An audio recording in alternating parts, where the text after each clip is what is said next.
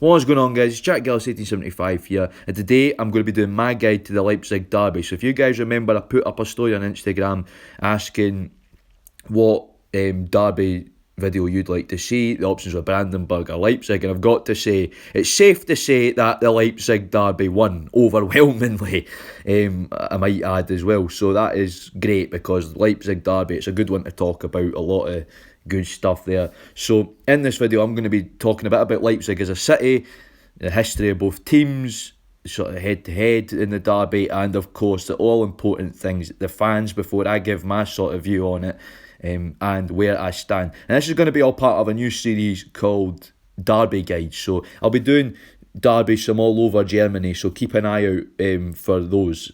Definitely going to be keeping up with them if this video gets the attention.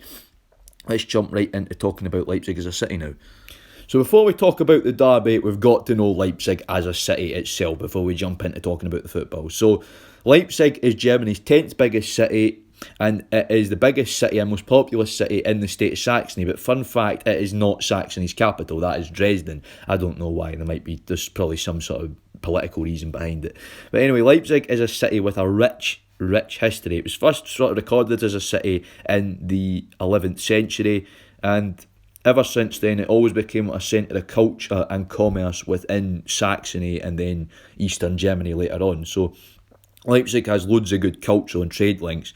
The Leipzig International Trade Fair is known to be the oldest in the world when it first took place in the medieval ages. So Leipzig was always very important, and it became a very cultural city. If any of you have heard of the German author Goethe, he went to university in Leipzig and he wrote his famous book Dr. Faust in Auerbach's Keller, a pub in Leipzig, which you need to go and visit if you're ever over there. It's great. He wrote Dr. Faust, which is the story of Dr. Faust who sells his soul to the devil.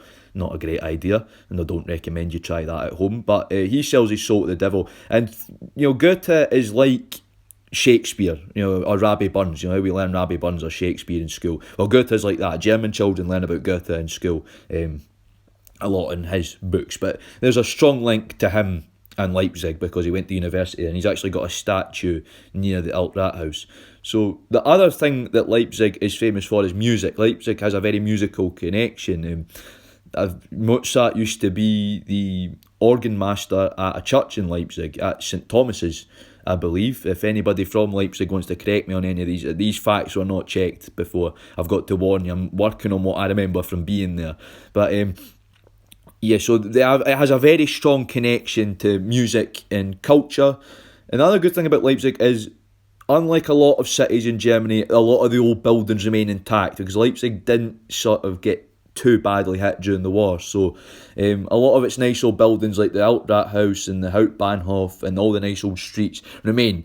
But what you will notice is there's a few East German, there's a few communist looking buildings in Leipzig. That is because Leipzig became East Germany's second city during the communist period. It was one of the very few cities in East Germany that got put on show to the world because it was a big city of commerce. A lot of foreign businessmen used to go to Leipzig.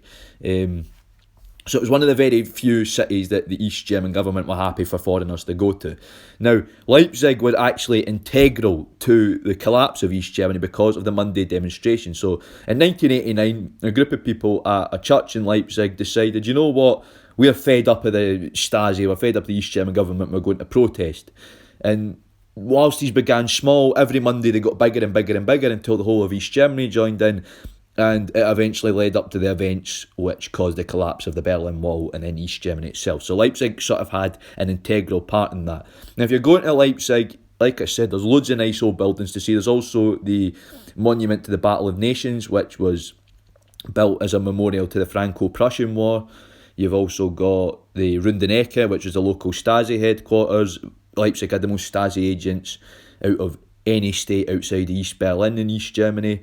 So that's quite interesting. You've also got, like I said, there's the museum, there's the Zeitliches Forum, which is about East Germany. You've also got the old town hall, the new town hall, loads of nice old buildings, and of course football. Now I'm going to jump in and introduce our first of the teams, Chemie Leipzig. So let's get to know Chemie Leipzig first of all. Chemie Leipzig were founded not long after the war in 1949 as SG Leipzig Lodge. Now, they can trace their roots back to Britannia Leipzig 1899, who were a sort of bang average club throughout the 20s and 30s in Germany. When the Soviets took over Eastern Germany after the war, they disbanded all the clubs as part of the denazification process and renamed them to fit in with sort of more communist ideals. So between 49 and picking up their name as we know them today, BSG Chemie Leipzig, in 1963, they went through a lot of name changes and a lot of mergers. Now, confusingly, they were called Sport Club Lokomotiv Leipzig for a while, not to be confused with the Lokomotiv Leipzig. They were called that for a little while before there was I'll explain that when I talk about Lok. Eventually, in 1963, they arrive at the name BSG Chemie Leipzig. So BSG stands for Betriebssportgemeinschaft, which means company sports community, and that's what teams like Chemie were called because they were attached to a state company. The district of Leipzig Chemie were based in had a massive chemical works as part of the VEB Chemie Work Leipzig, and Chemie Leipzig became attached to chemical works, and it was a team for the chemical workers. And throughout East Germany, Chemie were sort of a middle and Oberliga club. They sort of yo-yoed between the DDR Liga, which was the second division in East Germany, and the Oberliga, and that was more or less Chemie during East Germany. Although they did win the DDR Oberliga in 51 and in 64, and they won the East German Cup twice in 1957 and 1966. When reunification came, to get away from communism, they renamed themselves FC Sachsen Leipzig, which was sort of to get away from communism and not to be attached to that. And then they were renamed Grün-Weiß Leipzig, and then eventually they renamed themselves BSG Chemie Leipzig again as they merged in with a smaller Chemie side, SV Chemie Bühlen, to create the BSG Chemie Leipzig we have today, which is a continuation of the old club. Of course, they're not seen as the same, and in fact, this licence name is still under Sachsen Leipzig for their football licence. So they merged with Chemie Bühlen in the 90s. Now, even though they were a sort of average team in East Germany and had a few wee bits of silverware, they've really struggled during reunification, yo-yoing in the lower leagues. They now find themselves in the Regionalliga Nordost, where they take on Lok, which conveniently brings me on to our next team. Let's go and see the other side of the rivalry. So let's jump over to the other side of the derby and talk about 1. FC Lokomotiv Leipzig. Now, Lokomotiv Leipzig, before the war, unlike Chemie, had a very, very proud history. They were founded as VfB Leipzig in 1893 and actually have the accolade of being the first ever German champions in 1903. They then won a further 2 German championships in 1906 and 1913, which was good for them. But then after the war, they got disbanded and found themselves in a lot of turmoil. Like I was saying, the Soviets, as part of the denazification process, began to disband clubs. Now, in 1946, they became SK Prospeda, because that's the area of the city they're in.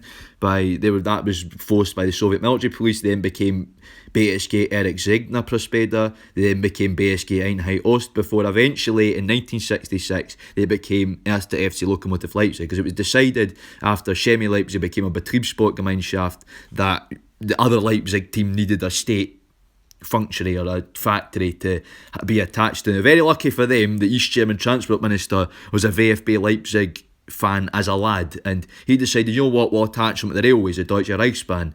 And that made them powerful because, like the Dynamo clubs, they were directly involved with a government association, so that made them very powerful. And also Lok did have links to the local Stasi. So that pre-war success continued in East Germany. They won a grand total of... They never won a DDR Oberliga title. They won a grand total of 4 East German Cups. 1976, 1981, 1986, 1987. They also won the DFB Pokals, VfB Leipzig, in 1936, just to add a little bit onto their pre-war success. So they were a big club. which was it was massive for the fans. Now, like I said, they won the East German Cup 4 times. They became a force to be reckoned with in East Germany as well. They also have the unfortunate accolade of being runners-up the most time in the Oberliga, just pipping Dresden to the post. So Lok in East Germany were a completely different picture from their colleagues Chemie across the city, because they were a massive club. Lok were also one of the very few East German teams to perform well in Europe, because they won the Intertoto Cup in 1966, the year they were founded. They were runners-up in the Cup Winners' Cup in 1987, and they were UEFA Cup semi-finalists in 1974. Now, in the Cup Winners' Cup, it took a Marco van Basten extra time goal to end Lok there. They really put up a good fight when they got to the Cup Winners' Cup final in 1987, and that was massive for an East German club to get that far and perform so well against that star-studded Ajax side back then. Of course, as with every other East German team, Lok suffered reunification. They reformed as VfB Leipzig and actually had a cameo Bundesliga season, but unfortunately they went crashing down the divisions, and in 2003 they decided that they wanted to rename themselves back to Lokomotiv Leipzig. So Lokomotiv Leipzig historically have always been more successful in Chemie because they were attached to the state, but Lok have a massive history, and that was them as a club. Now we're going to jump into talking about the Derby these days. So now we know a little bit about our teams and the history of them. Let's jump in to talk about the Derby today. And I'm going to purely be focusing on the Regionalliga Nordost derbies, because that links into our Regionalliga Nordost content and records from the lower leagues and back in the 70s when Chemie were actually in the Oberliga are quite hard to find. So we're just going to be fully focusing on the Regionalliga Nordost derbies, plus that ties into my content nicely anyway. So it's all about bragging rights for the real Leipzig. Of course, there's RB Leipzig, nobody likes them. It's all about the real Leipzig in this derby. It's all about which club can have the bragging rights of the city, the real Leipzig. And I tell you what, there's been some classics in the Regionalliga Nordost over the year. Last minute winners, controversial penalties, tight draws, you name it. It's happened in the Leipzig derby. And that's what makes this derby great, is on the pitch you forget it's 4th division football. Some of the skills, some players, especially a lot of the Lok players, decide to become Ronaldo or Messi for the day with some of the skills they attempt. But it's a really, really tightly run affair every time, and it's sort of, the bragging rights change, it's one of these, it's sort of more even, although I would say now is even these days, Lok are the bigger of the two clubs. That's just facts, unfortunately for Chemie. But obviously last season, the Regionalliga Nordost, Chemie came mid-table, whilst Lok topped the league and just missed out in that playoff against I think it was Verl. Yeah, it was Verl in that playoff to get to the Dritte Liga. Unfortunately, Lok missed out on that on away goals. But Chemie and Lok, it's just heated because it's all about bragging rights, the real Leipzig. And also, I'll talk about this when we jump onto the fans in the next section, there's a big political element to the Leipzig derby. There's a big each club's active support. The ultras have different political leanings. Chemie have very left-wing fans. They have a lot of good sort of campaigns and left-wing campaigns, as well as not all the Lok ultras. Some of the Lok ultras are right-wing leanings, because I don't tar everybody with the same brush. I personally think you should keep politics off the terraces, if we're being honest. But I'll talk about that later on as well. But yeah, Lok tend to have a right-wing element of their support, but it's really, the derbies are feisty, the bragging rights change just about every other derby. Last season, we only got one derby because of coronavirus at the Alfred Kunze Sport Park, and we'll talk about the stadiums later as well. So that was that. Chemie won 1-0, so we only got one derby, so Chemie get to keep a hold to the Leipzig bragging rights for now. So yeah, really, it's one of these derbies that you just don't know what's going to happen on the day, and you wouldn't believe it happened in the 4th division as well. Now I'm going to jump into talking about the fans. Now it's time for my favourite part of the video, talking about the ultras, the fans, the people that make games like this great. And I've got to say, Chemie and Lok both have unreal levels of support, especially the stuff they've been through, the highs and lows both clubs have been through over the years. They've got a loyal group of supporters. I've got to say, both sets of ultras are great. They always put on great tifos and displays. In the derby, you see amazing scenes from the fans. The Shemi at the Alfred Kunzer Sport Park, which is a great old-fashioned ground with an old wooden stand and open terracing. As well, the Shemi, letting off all the green smoke bombs and everything, and you had them coming up, and that was great. And of course, Lok, the Bruno Plache Stadion, such an atmospherical ground. One of the oldest stadiums in Germany, 1922. It was built with old wooden grandstand and terracing. It's sort of like a miniature old Easter Road, a bit. The Bruno Plache Stadion, and you just get the pyro going. Both sets of fans have had scenes. Of course, there is violence, there is hooliganism. That's unfortunate, but we're not going to let that take away from the scenes that the proper fans create. The ultras come, they create an amazing atmosphere at Leipzig Derby. If you ever manage to get along to one, you'll just see how great the atmosphere is, and the hatred, this pure hatred for each other that the fans have. There's been pitch invasions. I think the derby I don't quote me on this, but in the Saxony Pokal semi-final, I think it was, I can't remember. The Lok were in the Regionalliga at the time, and Shemi were in the Oberliga, so it must have been the Saxony Pokal. And the police actually had to drive the water cannons onto the pitch because the Lok fans got a bit upset, decided to run on, and Shemi decided to run on as well, so that wasn't great. So the police had to drive on water cannons, and there was a lot of running battles with the police and everything. It's always an atmospheric game, and the town centre on a Leipzig derby day is always a sight to behold as well. And you wouldn't believe that those two teams are playing in the 4th division. You'd believe that they were challenging for the Bundesliga title. The atmosphere that you get at these, I always say Germany has great atmospheres everywhere, but I've got to say, this atmosphere rivals even the Ruhr Derby, a Leipzig derby. And like I was saying, it's all about the hatred for each other. Like I said, there is a political element. Shemi Leipzig's ultras, also known as the Shemi Leipzig Skins, are left wing.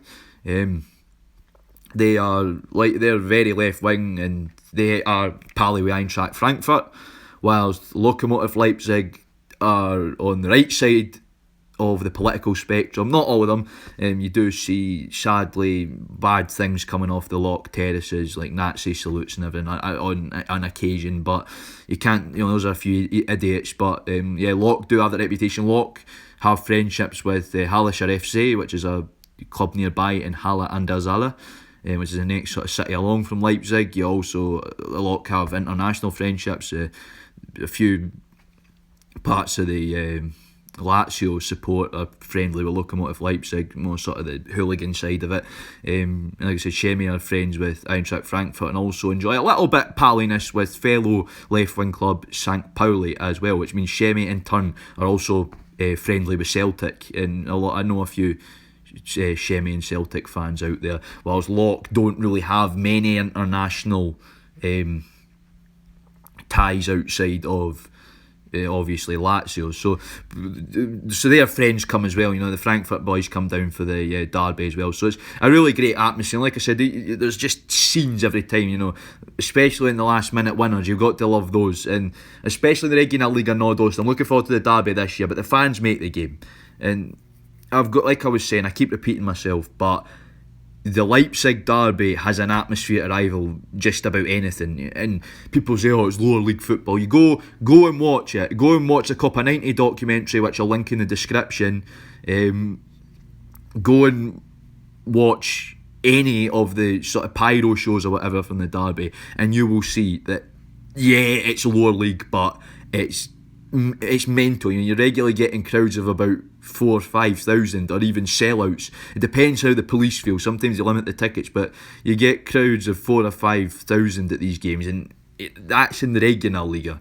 That is amazing. Imagine if these clubs were in the Bundesliga or the Bundesliga 2. What would the crowd levels be like then? So it is, and these fans really feel they are the soul of the city, especially like RB Leipzig. You don't really have great fans. These fans feel it's a battle for the soul of the city, and they really feel that. And both sets of supporters, both Lok and Shemi, have amazing passion for their clubs. And like I said, there is that political element in it there, and that sort of adds to the hatred a bit. And yeah, no, so both sets of supporters really are passionate for their clubs, and you get scenes at the Derby, you always do. Now I'm going to jump in to talk about my personal opinions on the Derby and what a Derby Day experience would be like if you guys wanted to go over. So yeah, let's jump into that. Now it's time for the last section of the video, which is all about my thoughts on the Leipzig Derby, my opinions, and if you ever go over to a derby, how to get there, what would the experience be like.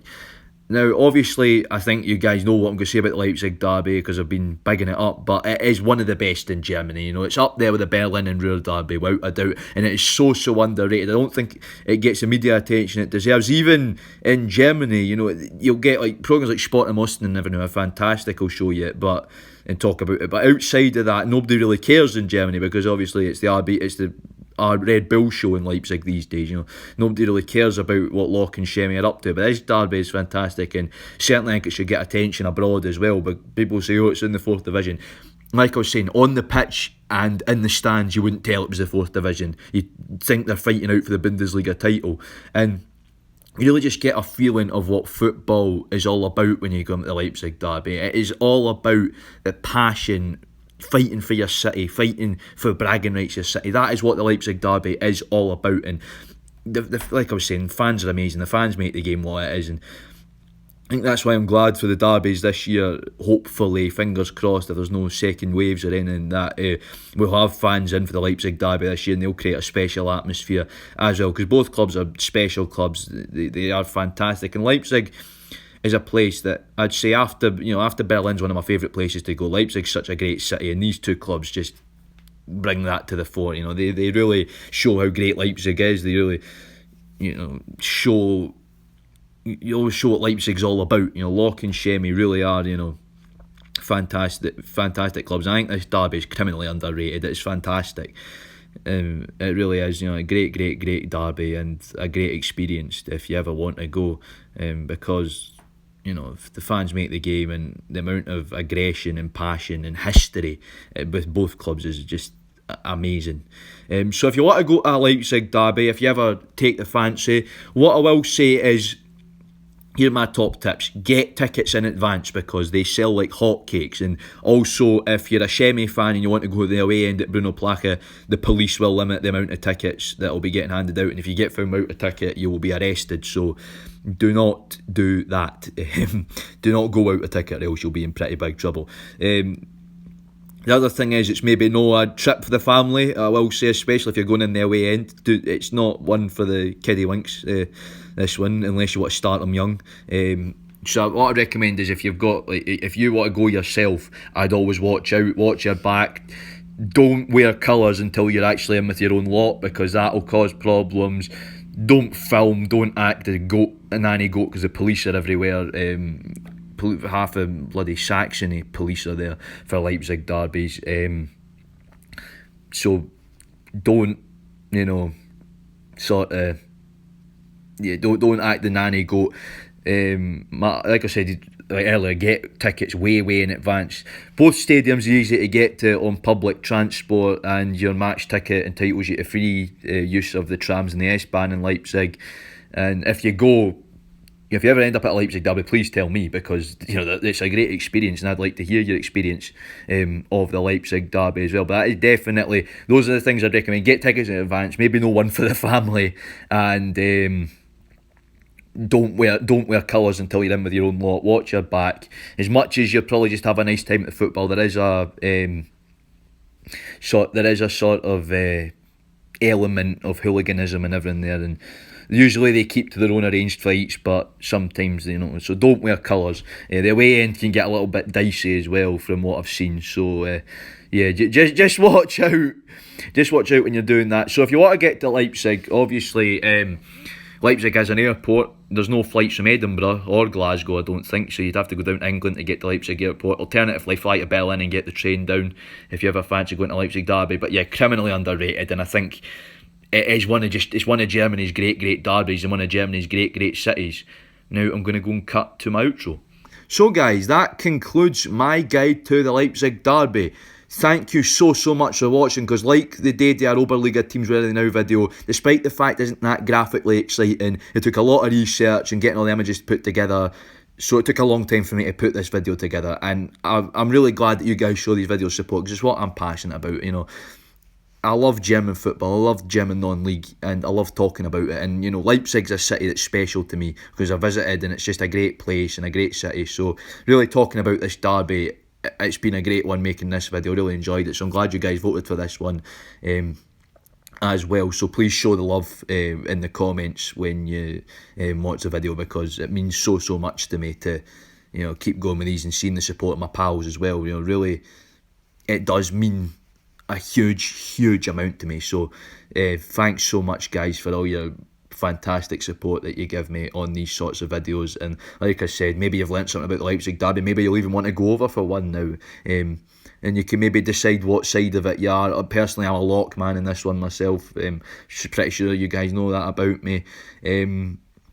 So yeah, I'll link the Cavendish Austin's videos and the Copa 90 doc in the description, so you can go and see what the fans are like and get a proper match day experience. So I'd like to thank Copa 90, because I got a lot of information off the documentary about sort of the fans and everything. So fantastic for them, fantastic from them. You should definitely go and watch that. I'll leave a link. And like I said, guys, these videos take a massive amount of effort, so please remember to show the love in the comments, leave a like, and I'd like to say a massive thank you for 100 subscribers as well. So yeah, absolutely. Never thought I'd get there, so thanks for your support on the channel, guys. If you're dropping by for the first time, please smash that sub button, because it really helps me out, because I love doing YouTube, and I hope you enjoyed learning about the Leipzig Derby today. Jack out.